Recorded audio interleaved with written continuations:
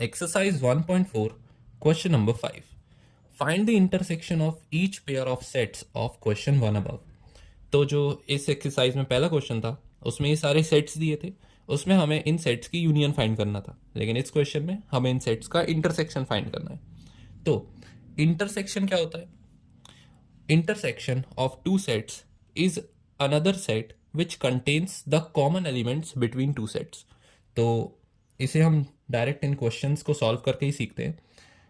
X और Y का intersection को हम डिनोट करेंगे एक्स और ये उल्टा यू और वाई। सीधा यू मतलब यूनियन, उल्टा यू मतलब intersection. So X intersection Y is equals to the set of common elements between X and Y. तो इन दोनों सेट्स में कौन से कॉमन एलिमेंट्स हैं? 1 इन दोनों में है तो 1 आ जाएगा। देन 3 इन दोनों में है तो 3 आ जाएगा। क्या 5 इन दोनों में है? 5 सिर्फ x में है तो वो नहीं आएगा। क्या 2 इन दोनों में है? नहीं, 2 सिर्फ y में है तो वो नहीं आएगा। तो x इंटरसेक्शन y में दो एलिमेंट्स आएंगे which is 1 and 3। Now second, a intersection b। a intersection b would be equal to the set of common elements between a and b।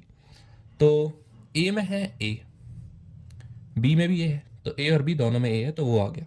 अब बाकी कोई भी एलिमेंट्स कॉमन नहीं है क्योंकि ये सारे वॉवल्स है ई आई ओ यू, और बी और सी कॉन्सोनेंट है। इन दोनों में बस एक ही अल्फ़ाबेट कॉमन था विच वॉज ए। देयरफॉर इन दोनों का intersection is A. Now third, A intersection B is equals to, क्या 3 इन दोनों में कॉमन है? हाँ है, 3 और 3 है इधर।